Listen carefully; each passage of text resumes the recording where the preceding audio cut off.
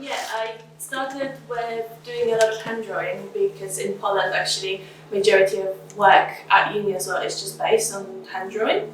And this was like my detailed study in my first year. But a major in Bologna was interested, had different columns on the elevation with the grading in different levels. Just looking like it, comparing it to how it would look like perfectly made out of the workshop. Okay, so all of them were almost like one on the left hand side was like pretty much perfect. So this one was actually just comparing how it would look like, according to studies of like there's sculptures of I guess would make it, and this is how it looks. One of them, and then another one in the elevation. And these are just some studies as well from some different trips. Just sketches, inky things. That was at uni. Was interested a lot about like how buildings and architecture has a relation with environment, and this was a proposal for a city forest kindergarten in Hong Kong, so just on the edge of really intense urban bit where it meets kind of the Peak Park. And it was just like interweaving kind of forest and really high skyscrapers, and just bringing a lot of like play for children. So it was mostly like buildings are just background, and all that studying, learning, and play is happening in the nature outdoor. And yeah, some just more kind of studies about the movement and bringing the play of the outdoors inside, and kind of how to organize this on this really tricky, really high slope side with a lot of like playful bits like slides to connect different levels and bits like that. And looking a lot at like at that time I was looking at a lot of work of Chumi, and kind of planning and organizing the movement through the space bits. And this was my master project as well, again about environment and how to bring that into the everyday life. So this was a proposal for Margate community urban farm, and the idea is that it's like brown side, kind of completely abandoned on the corner of kind of,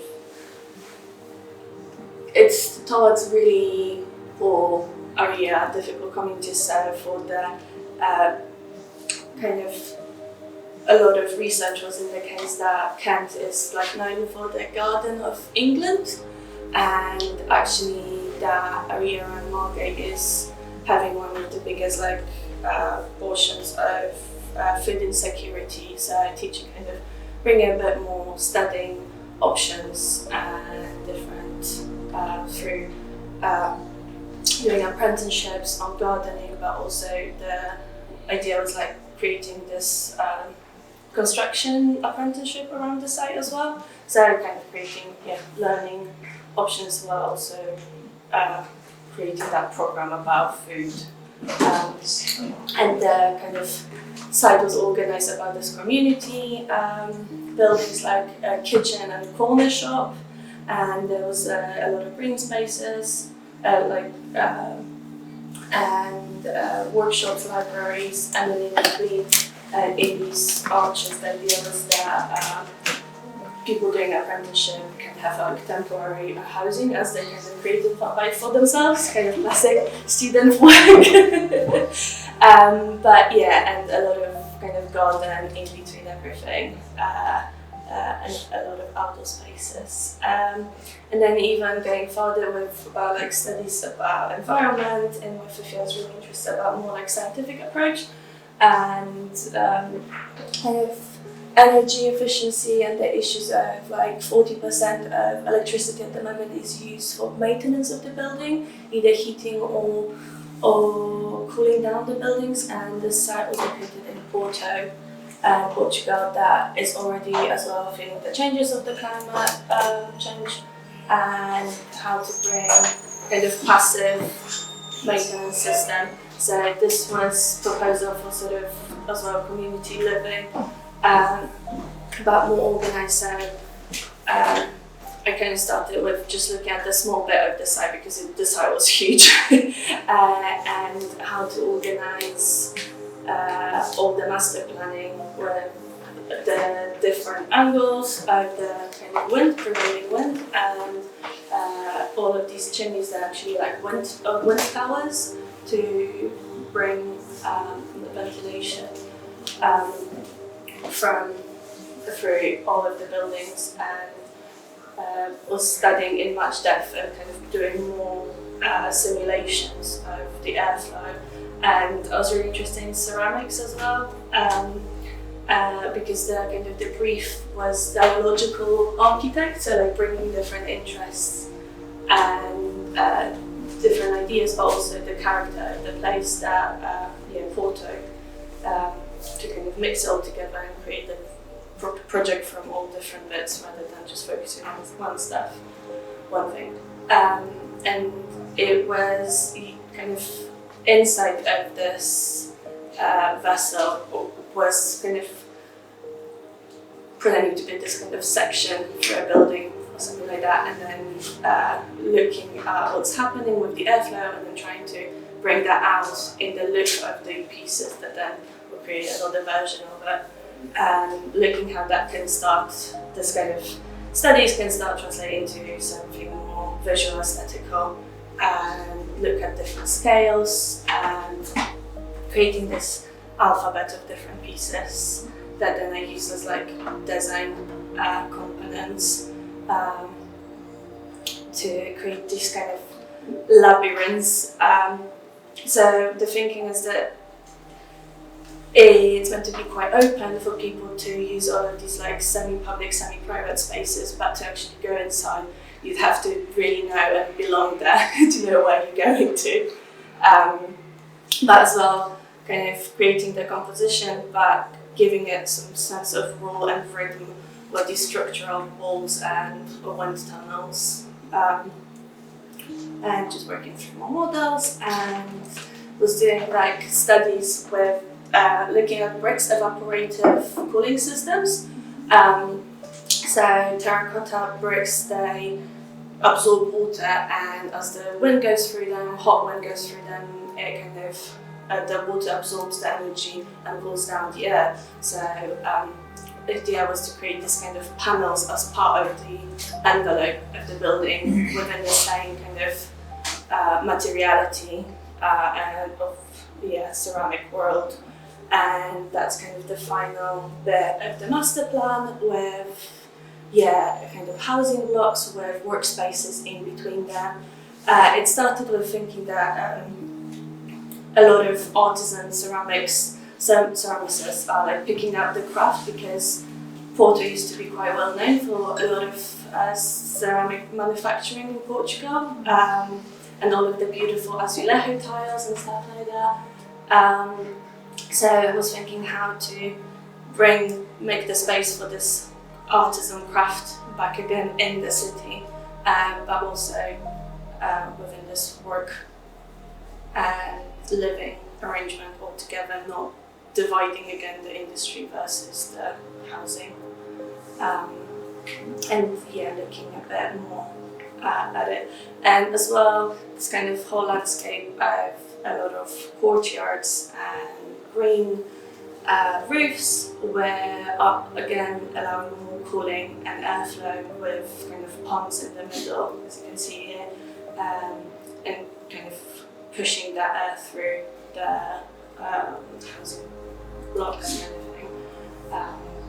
That's the view into the courtyard with the panels allocated to kind of create this connection between spaces that are comfortable to be in, that are very often very sociable places as well. So wherever people feel comfortable thoroughly, they enjoy being there, it's very often kind of makes that coming together much easier.